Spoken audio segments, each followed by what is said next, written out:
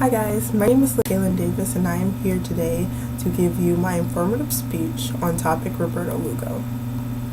The specific purpose, is to inform my audience, which is you guys, about ceramic artist and activist Roberto Lugo. How many of you know an artist of color? More specifically, a ceramic artist of color? Not many of us do. There's not enough of us representing our culture in that field. With that being said, we need people that are willing to listen to what we have to say. Knowing a ceramic artist of color is just as important as knowing Pablo Picasso. We're just as influential and have just as much to offer to the world. I am credible to speak on this topic because this is something I have done my research on. Ceramic art is my main focus as an art major here at Fontbine University. Before taking my first art history class, I could not name a single color ceramic artist. Roberto Lugo is a colored ceramic artist. Not only an artist, but an activist whose work is inspired by Black excellence.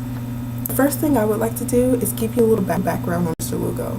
What led him to become a ceramic artist and activist?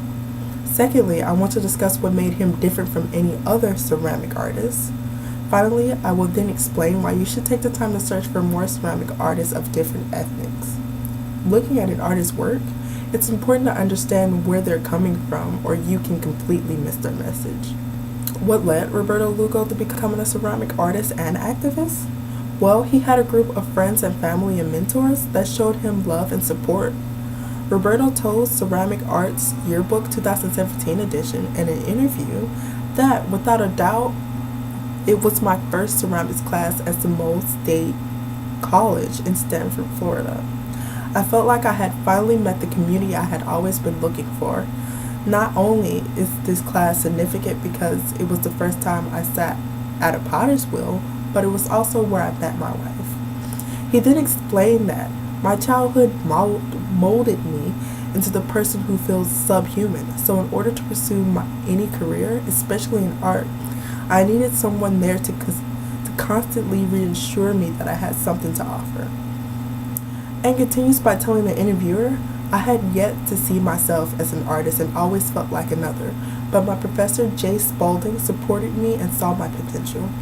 Next, he wanted to have a voice and see change in the way people of color were treated. In another interview for an article called Not Fearing the Message 2014 with Blair Skolman, Roberto told interviewer, although I grew up in the 1980s, the time still showed signs of pre-equality, as I can recall being called Speck more than my own name. In a documentary with PBS, the narrator described him as both an artist and an activist whose works imports a fearlessness that relates to many struggles rampant in our culture: incarceration, gang violence, obesity, politics, poverty, and racism.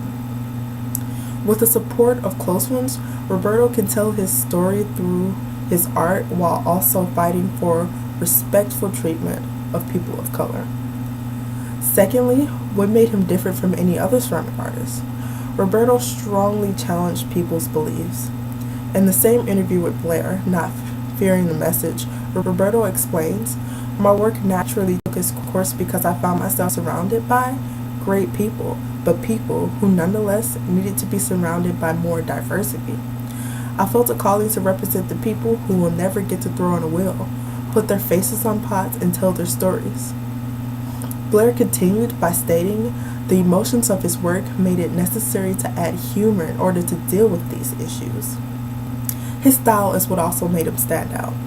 In an interview with Blur, Not Fearing the Message, the interviewer explains, Lugo was first taught graffiti by Payne, aka Tony Cuco, thus became his formal introduction to art in Lugo's hometown of Philadelphia, Pennsylvania.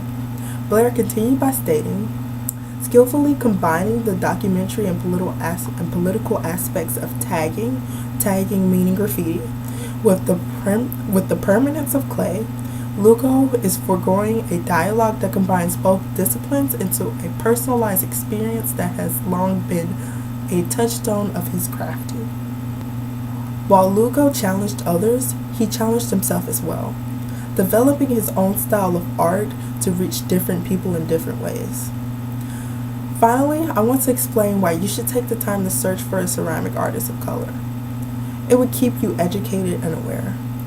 You'll be more aware of problems other cultures are experiencing, and it might even get you thinking about what you could do to help the situation. You could also pass down important information as well. What you didn't know, the next person might not have known either. Hearing different people's stories could be very inspiring. You'll learn about different upbringings and challenges, how people fought to get to where they are now.